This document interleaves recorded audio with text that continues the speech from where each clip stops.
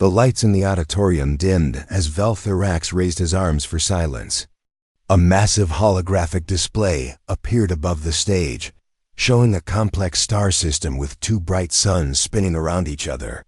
This year's challenge involves the Kepler 442 system, Veltherax announced. His voice carried clearly through the translator devices. These two stars are beginning to collapse toward each other.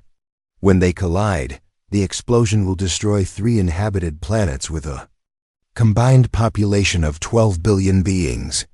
Jake felt his breath catch in his throat. The numbers were staggering. 12 billion lives hanging in the balance of whatever solution they could come up with. The holographic display zoomed in to show the 3 planets. The first was covered in blue oceans and green land masses. The second looked like a desert world with massive cities built into canyon walls. The third was mostly ice, with settlements visible as bright dots on the surface. You must devise a complete solution, Veltherax continued. This includes the physics of preventing or redirecting the stellar collapse, the logistics of evacuating populations if necessary, and the resource management required for any proposed intervention. Previous winners have typically required 45 to 60 days to present viable solutions. Lisa leaned over to whisper in Jake's ear. 60 days? That's almost 2 months of work. Your teams will have access to the station's research facilities, computer modeling systems, and consultation with our expert staff, Veltherax said. The challenge officially begins now. You may collect your detailed problem packets and begin your work. As soon as he finished speaking, the various alien teams sprang into action. Jake watched in amazement as each species began their unique approaches to tackling the massive problem. The Zephyrians moved first. The 12 crystal beings in their section stood up and began to arrange themselves in a perfect circle. They linked their arms together and started to glow with a soft blue light. The musical sounds they made grew louder and more complex, creating harmonies that seemed to fill the entire auditorium. They're entering their group meditation state, Lisa said, reading from her tablet. According to the files, they can maintain this for days at a time. They believe that by harmonizing their thought patterns, they can access deeper levels of understanding. Jake shook his head in wonder. The Zephyrians looked almost like living statues now, their crystal bodies pulsing with synchronized light. As they began their collective thinking process, the Vorthans were taking a completely different approach. They had spread out across their entire section and were setting up what looked like a massive organizational system. Some were arranging physical charts on the walls, others were connecting computer terminals, and several were creating what appeared to be a 3-dimensional model of the star system, using small floating spheres. One of the Vorthans, who seemed to be their leader, was drawing connecting lines between different charts. Jake could see that they were breaking down the problem into hundreds of smaller parts, each one assigned to a different team member. Very systematic, Lisa observed. They're going to analyze every single variable separately before trying to put together a solution. Near the front of the auditorium, the blue-skinned beings Jake had noticed earlier were doing something even more strange. They had filled several large containers with a clear liquid and were lowering themselves into it. As soon as they were fully submerged, their skin began to glow and the liquid started to swirl around them in complex patterns. Those are the Aquarians, Lisa explained. They think better when they're in their specialized fluid. It's supposed to help them process multiple streams of information at the same time. Jake watched as more aliens began their preparation rituals. A group of insect-like creatures were building what looked like a giant honeycomb structure out of some kind of metal. Another species had connected their heads together with glowing cables, apparently sharing their thoughts directly. The most impressive setup belonged to the Nexus Collective. These beings looked almost human, but their heads were much larger and seemed to be partially transparent. Jake could actually see their brains pulsing with different colors as they worked. They had arranged themselves in rows and were connecting. to each other through thin wires that ran from one head to the next. "They're creating a shared consciousness network," Lisa said with awe in her voice. "Each individual brain becomes part of a larger thinking system. They can literally combine their intelligence." Jake felt overwhelmed as he looked around the auditorium. Every alien species seemed to have incredible mental abilities or advanced techniques that humans couldn't even imagine. Some were using technology that looked like magic. Others had biological capabilities that seemed impossible.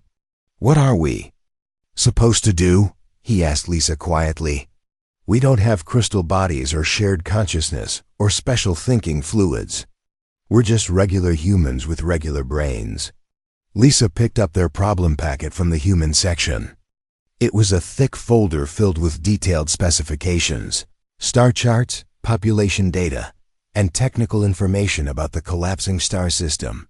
"We do what humans do best," she said. "We figure it out as we go." They walked back to their quarters, passing the various alien teams that were now deep into their extended preparation processes. The Zephyrians were still glowing and humming in their circle.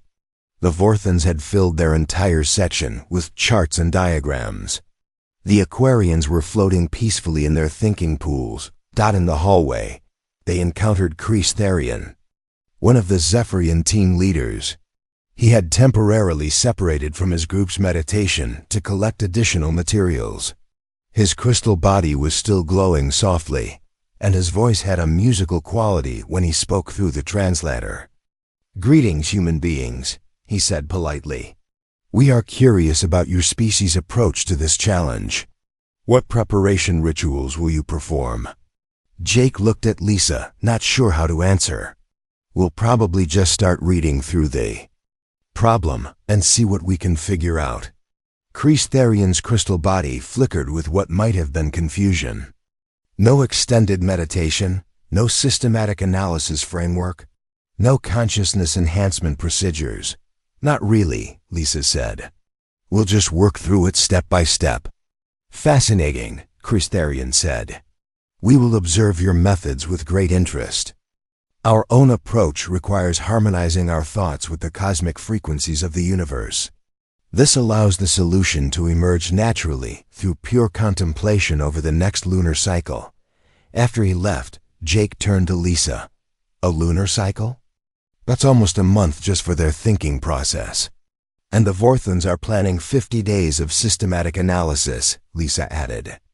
"Everyone here seems to think this problem requires weeks or months of preparation before they can even start working on actual solutions." They reached their quarters and spread the problem materials out on Jake's desk. The challenge was incredibly complex, involving advanced physics, massive logistical coordination, and resource management on a galactic scale. Jake could see why other species needed so much time to tackle it.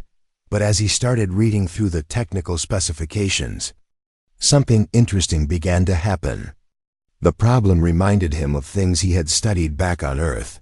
The gravitational dynamics were similar to orbital mechanics problems he had worked on. The evacuation logistics looked like scaled-up versions of disaster response planning. "You know what?" Jake said, picking up a pencil and starting to make notes. "Maybe we don't need months of preparation. Maybe we can just start working on this thing right now." The transport ship shook slightly as it docked with the massive space station. Jake Murphy pressed his face against the small window and stared at the incredible sight before him. The Centauri research station stretched out like a giant metal city floating in the darkness of space. Lights blinked everywhere along its surface, and strange ships from dozens of different worlds were attached to various docking ports. "Hard to believe we're really here," Lisa Carter said from the seat next to him. She was looking at her tablet, reading through their mission files one more time. 2 years ago, humans didn't even know this place existed. Jake nodded and picked up his bag from the floor.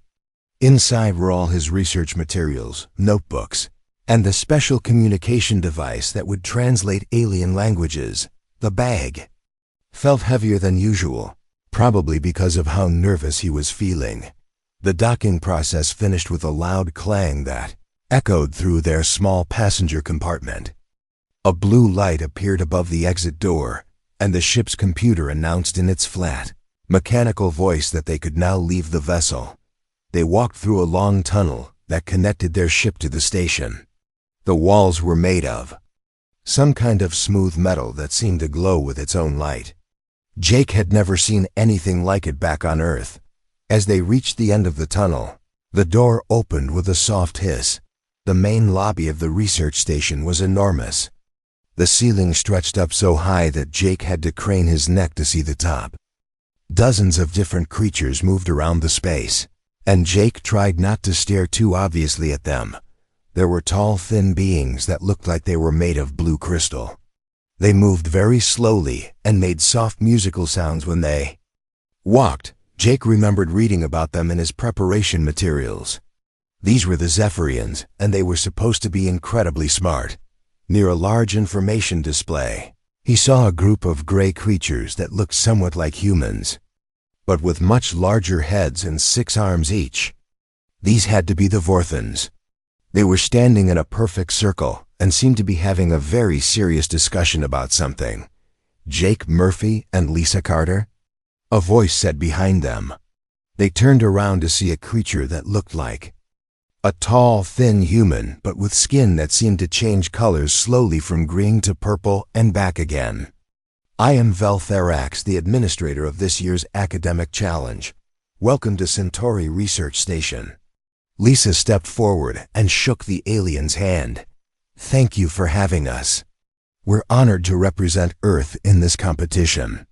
Veltherax smiled, though his mouth was much wider than a human's and had too many teeth. You are the first humans to participate in our challenge. Many of us are very curious to see how your species approaches complex problems. Jake felt his stomach tighten. He knew that everyone would be watching them, waiting to see if humans were smart enough to compete with species that had been traveling between stars for thousands of years. Let me show you to your quarters first, Veltherax said, walking toward a set of doors that opened by themselves. Then we will have the opening ceremony where I will explain this year's challenge. They followed him through corridors that seemed to go on forever. The walls were covered with displays showing information in dozens of different alien languages. Some showed what looked like star maps, others had complicated mathematical formulas, and a few displayed images of planets that Jake had never seen before. Their rooms were small but comfortable, with beds that adjusted automatically to human size and shape. There was a desk with a computer terminal and a small area for storing their belongings. The window looked out at the stars, and Jake could see other space stations and ships in the distance. You have 2 hours to settle in, Veltherax told them. Then please report to the main auditorium for the ceremony. The location is marked on your room displays. After he left, Jake sat on his bed and looked around the room. Everything felt so strange and foreign. The air smelled different, with a slight metallic taste. The gravity was a little lighter than Earth's, making him feel like he might float away if he moved too quickly. Lisa knocked on the wall between their rooms. You okay in there? Yeah, just trying to wrap my head around all this, Jake called back. Did you see how many different species are here? We counted at least 8 different types just in the lobby. I know. And they've all been doing this challenge for years. Some of their civilizations have been working together for centuries. Jake opened his bag and pulled out his notebooks. He had filled 3 of them with everything he could find about the previous challenges. Most of them involved incredibly complex scientific problems that required teams of experts months to solve. The winning solutions were usually hundreds of pages long and required advanced computer modeling. What if we're not ready for this? He said out loud, though he was really talking to himself. The computer terminal in his room beeped softly. A message appeared on the screen in English. Opening ceremony begins in 30 minutes. Please proceed to main auditorium level 7. Jake changed into his best clothes and met Lisa in the hallway. They walked together toward the auditorium, passing more alien beings along the way. Some nodded politely at them, others seemed to ignore them completely, and a few stared with what looked like curiosity. The auditorium was huge, with seats arranged in sections for each participating species. Jake and Lisa found the area marked for humans and sat down. Around them, the various alien teams were settling into their own sections.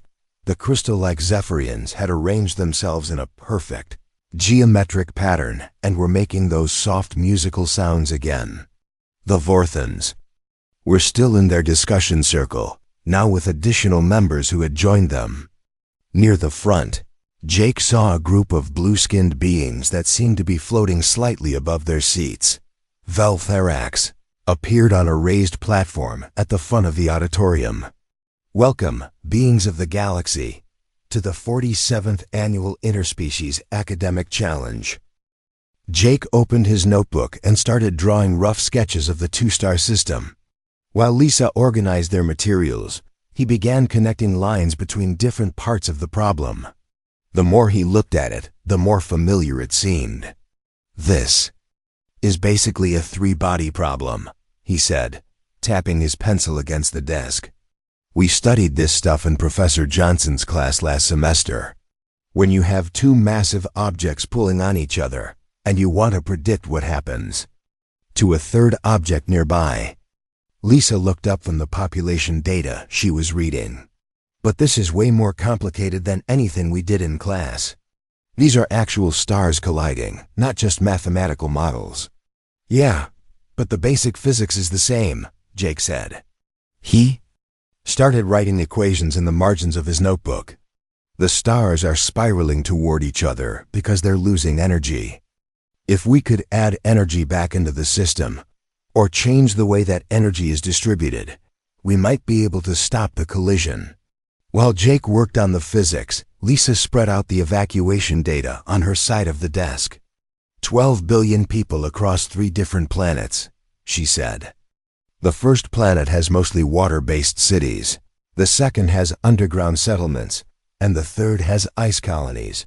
Each one would need a completely different evacuation approach. Jake looked up from his calculations.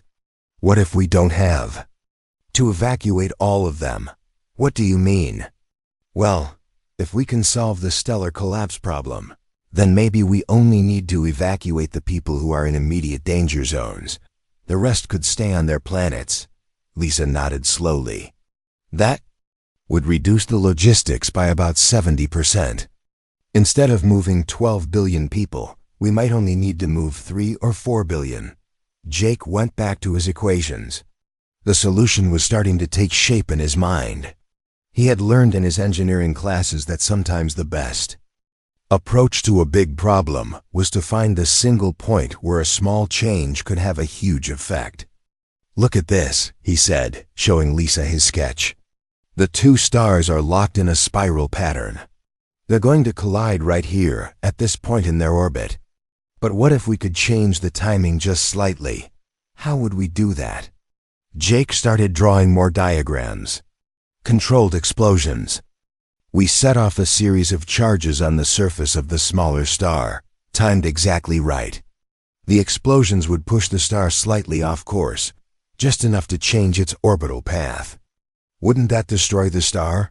Not if we do it right. We're not trying to blow up the star, just nudge it a little bit. Like using a small rocket engine to adjust a satellite's orbit." Lisa looked at his calculations. "Where would we get explosives powerful enough to move a star?" "That's where the evacuation part comes in," Jake said, getting excited as the solution became clearer. "We evacuate people from the mining colonies on the ice planet. Those colonies have been extracting heavy elements for decades. We use their mining equipment and materials to build the charges we need." By the end of their first hour, Jake had filled 6 pages with calculations and diagrams. Lisa had worked out preliminary evacuation schedules for the affected population zones. They were making progress faster than either of them had expected. "This is actually starting to make sense," Lisa said. We use the mining infrastructure that's already in place. Evacuate the people who are in direct danger, and then use controlled stellar detonation to adjust the orbital mechanics. Jake nodded and kept writing. The timing has to be perfect, but the math works out. We'd need about 47 charges placed at specific points on the star's surface, detonated in a precise sequence over a period of 6 hours. As they worked, other researchers in the station began to notice what was happening in the human section. The Vorthans had set up their work area in a large common space, and several of them kept glancing over at Jake and Lisa. Morgethix, the Vorthan team leader, eventually walked over to their table. His gray skin and large head made him look very serious, and his 6 arms were constantly moving as he gestured. "Excuse me," he said through his translator device. "We have observed that you began working on solution calculations immediately. This is highly irregular.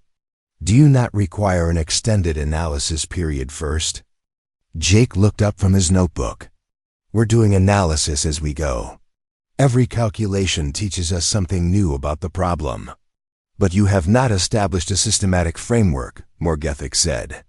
"You have not identified all variables, created organizational structures, or developed proper methodological approaches.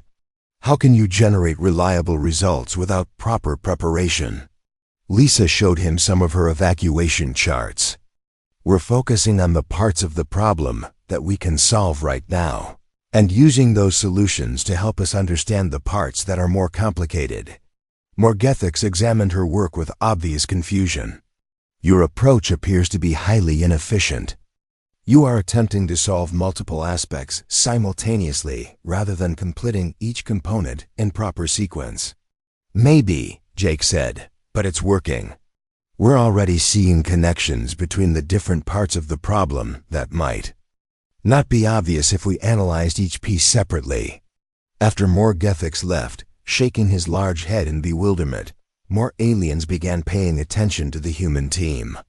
The Zephyrians were still locked in their meditation circle, but Jake noticed that their glowing had become less synchronized. A few of them seemed to be breaking concentration to observe what he and Lisa were doing. The Aquarians in their thinking pools had arranged themselves so they could see the human work area.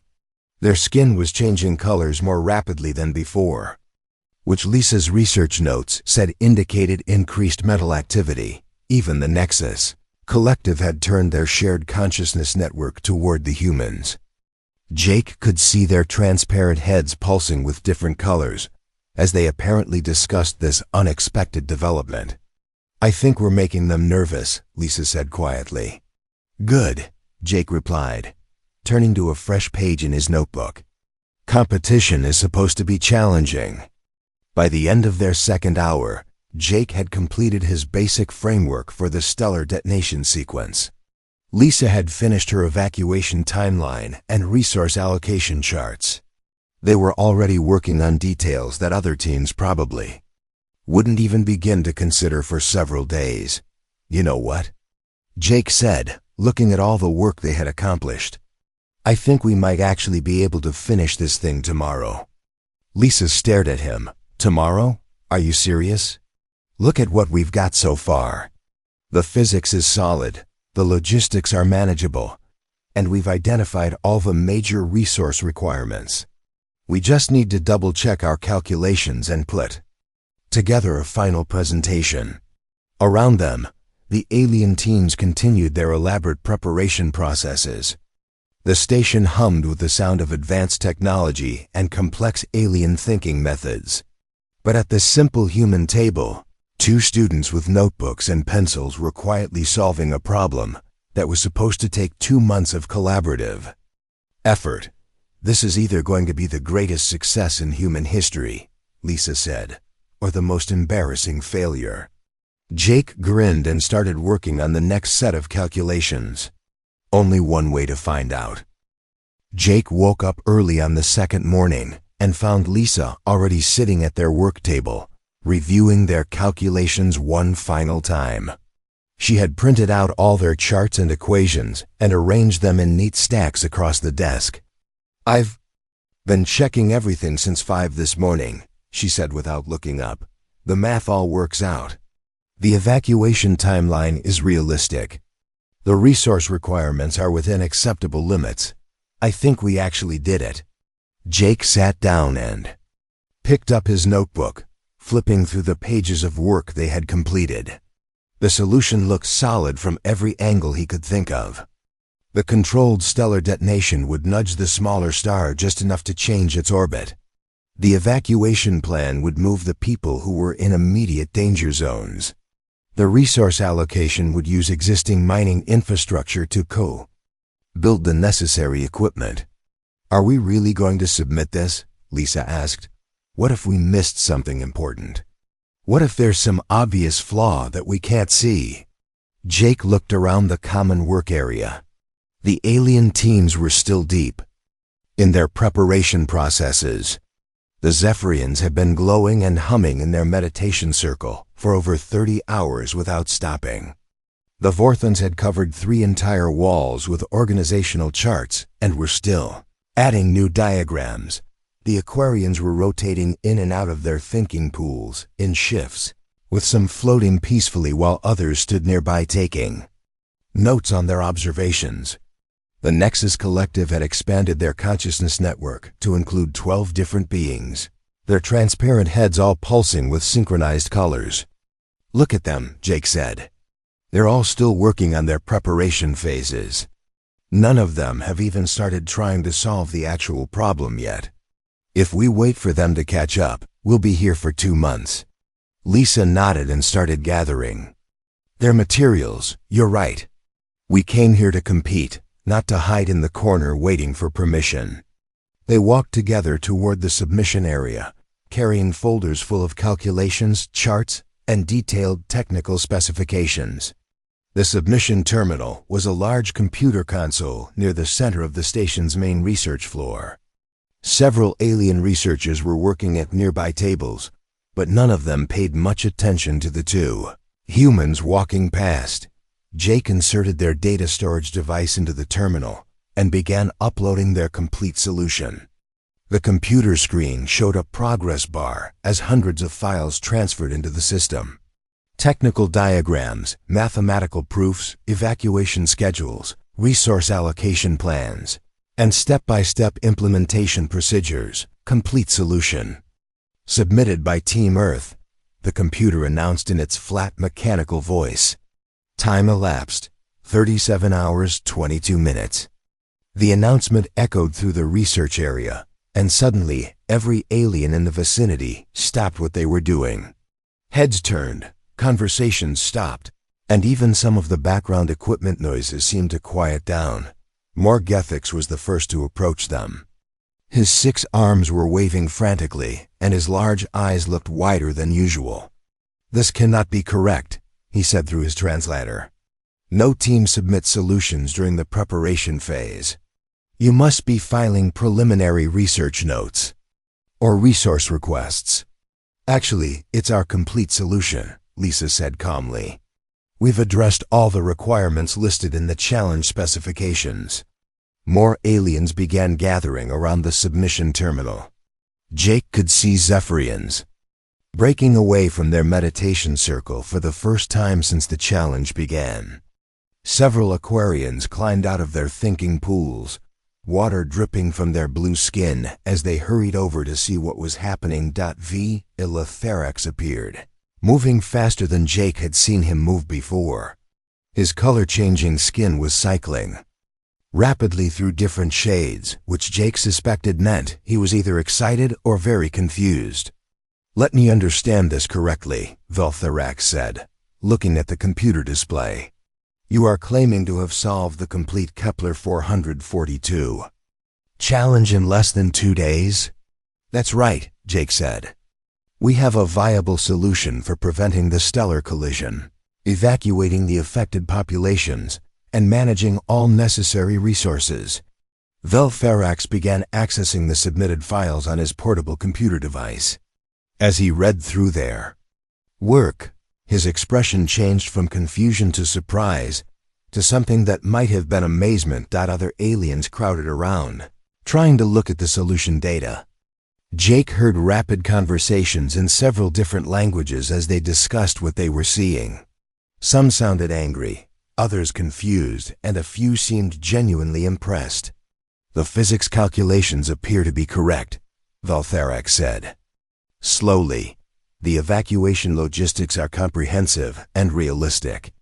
The resource management plan utilizes existing infrastructure efficiently." He looked up at Jake and Lisa with his strange wide smile. "This solution addresses every required component of the challenge." Kreestharian stepped forward, his crystal body flickering with agitated light patterns. "This is impossible. Our species has been participating in these challenges for over 200 years. No solution has ever been completed in less than 30 days. The human approach must contain fundamental errors." "Then check it," Jake said simply. "Run our numbers through your computer models. Test our evacuation timeline against the population data. Verify our physics calculations. If there are errors, you'll find them." Valtherax was already doing exactly that. He had connected his device to the station's main computer system and was running comprehensive analysis programs on the human solution. Jake could see complex simulations beginning to run on several large display screens around the research area. The first simulation showed the stellar detonation sequence. Computer-generated images of the two stars appeared on the screen, with the smaller star marked with dozens of red dots where the charges would be placed. As the simulation ran, the explosions triggered in precise sequence, and the star's orbital path changed just enough to avoid collision with its larger partner. "The stellar mechanics are sound," announced the computer's analysis program. "Probability of successful collision avoidance, 92.7%. The second simulation tested the evacuation plan. The computer showed the 3 planets, with affected population zones marked in red and safe zones marked in green. Transport ships followed the routes that Lisa had planned, moving people from danger areas to safety with time to spare before the detonation sequence began. "Evacuation logistics are feasible," the computer reported. "Estimated completion time, 47 days, well within safety margins." The third simulation analyzed resource requirements. Mining equipment from the ice planet was converted to build the necessary explosive charges. Transport ships were redirected from commercial routes to support the evacuation. Personnel from across the system were reassigned to coordinate the operation. "Resource allocation is within acceptable parameters," the computer concluded. "All required materials and personnel are available within the specified timeline." As each simulation completed successfully, the crowd of alien observers grew larger and more agitated. Jake could hear heated discussions in languages his translator couldn't identify fast enough to follow. The Nexus Collective had disconnected their shared consciousness network and were standing in a tight group, apparently arguing among themselves about what they were witnessing. Several Vorthans had abandoned their organizational charts and were frantically trying to access the human solution data on their own computers. "How is this possible?"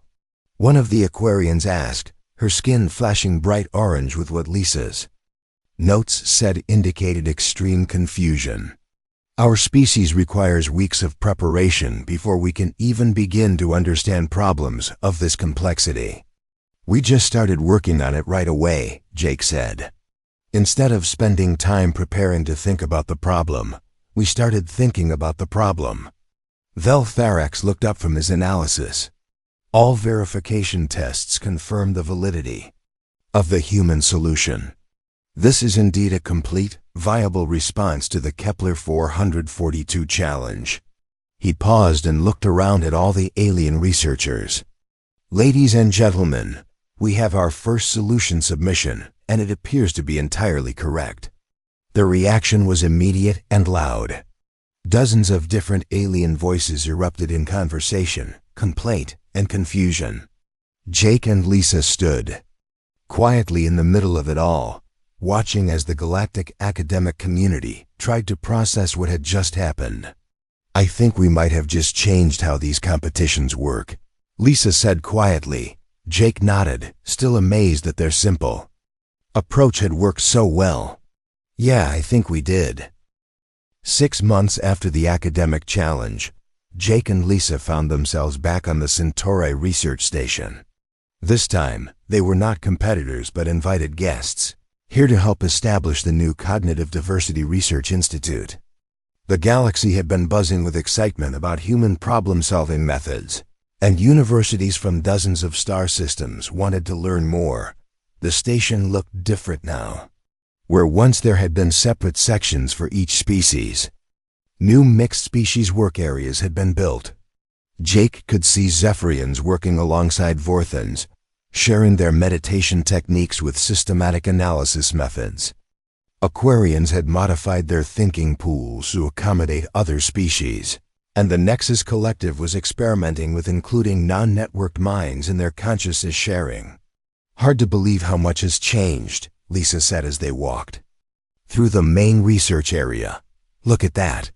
She pointed to a workstation where a human graduate student named Ben Cole was collaborating with 2 Zephyrians and a Vorthan. They were working on what appeared to be a complex engineering problem, with Ben sketching rapid calculations while the Zephyrians provided harmonic analysis and the Vorthan organized systematic verification procedures. "Dr. Murphy, Dr. Carter." A familiar voice called out. Jake turned to see Veltherax approaching, his skin showing bright, excited colors. "Welcome back to Centauri Station. We have been eager to show you the progress we have made." They followed him to the new institute headquarters, a large facility that had been constructed specifically for studying different cognitive approaches. Inside, Jake saw something that amazed him. Dozens of research teams were working on various problems, but instead of species-segregated groups, every team included beings from multiple worlds. "The results have been remarkable," Veltherax explained.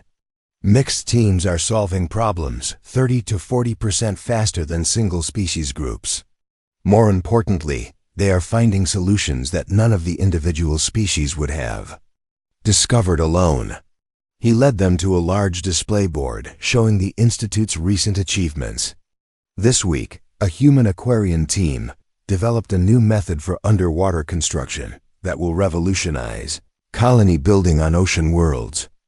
A Zephyrian Vorthan human group created an improved star mapping technique that combines meditation, systematic analysis, and intuitive pattern recognition. Jake shook his head in wonder. "It's incredible how much can happen when different types of minds work together." "That is exactly what we have learned," said Kreese Therian, approaching from a nearby workstation. His crystal body was glowing with what Jake now knew indicated contentment and satisfaction. "Your human approach taught us that our traditional methods, while effective, were not the only path to understanding." Lisa noticed something interesting on one of the project boards. "What's this about disaster response training?" "Ah, one of our most successful programs," Veltherax said proudly. "We discovered that human rapid response thinking is extremely valuable for emergency situations. We now have mixed teams stationed throughout the galaxy, ready to respond to natural disasters, equipment failures, and other crises." They walked over to meet the disaster response team, which included humans working with various alien species. The team leader was a woman named Amy Peterson from Earth, who had been trained in the new collaborative methods. "The key is knowing when to use which type of thinking," Amy explained. "In the first few minutes of an emergency, we need human-style rapid assessment to understand what's happening and what immediate actions to take. Then we bring in Vorthan systematic analysis to plan long-term responses, and Zephyrian meditation to help everyone stay calm and focused under pressure." Jake was impressed by how naturally the different species seemed to work together. What had once seemed like incompatible approaches to thinking were now being combined in ways that made each method stronger. "We have also made changes to our educational systems," Kreese Therian added. Young Zephyrians now learn rapid analysis techniques alongside traditional meditation. Vorthan students practice intuitive thinking in addition to systematic methodology. And human students? Lisa asked. Human educational programs now include meditation training and systematic analysis methods, Veltharax said. The goal is not to replace natural cognitive styles, but to give every being access to multiple ways of thinking. They visited several more research projects, each one demonstrating the power of cognitive diversity. A team was working on improved space navigation by combining human pattern recognition with Aquarian parallel processing. Another group was developing new medical treatments using Nexus Collective shared consciousness along with human creative problem solving. The most impressive project was in the station's main laboratory. Here, a massive team including representatives from all known intelligent species was working on what they called the ultimate challenge, developing faster-than-light communication technology. This problem has puzzled our greatest minds for over 1,000 years, explained Dr. Zara Singh, a human physicist who is co-leading the project. But by combining every type of cognitive approach we know, we're making progress that seemed impossible just months ago. Jake watched as the team worked. Humans provided rapid hypothesis generation. Zephyrians offered deep harmonic analysis of quantum frequencies. Vorthans maintained systematic testing protocols. Aquarians processed multiple data streams simultaneously, and the Nexus Collective shared insights across their networked consciousness. The breakthrough came when we stopped thinking about this as a technical problem and started thinking about it as a communication problem, Dr. Singh continued. Humans asked the question, what if space and time aren't barriers to communication, but just different types of communication channels? And the Zephyrians realized that quantum particles might naturally harmonize across vast distances, added Kreistharian. While the Vorthans developed systematic methods for testing these theories, and the Aquarians found ways to process the massive amounts of data involved. As the day continued, Jake and Lisa met more success stories. They learned about new artistic collaborations where human creativity combined with alien aesthetics to produce entirely new forms of expression. They saw scientific discoveries that resulted from mixing intuitive leaps with systematic verification. They heard about diplomatic breakthroughs where human adaptability helped resolve conflicts that had persisted for centuries. You know what strikes me most about all this? Lisa said as they sat in the station's observation lounge, looking out at the stars. 6 months ago, every species thought their way of thinking was the best way. Now everyone's learning that the best way is actually a combination of all the ways. Jake nodded.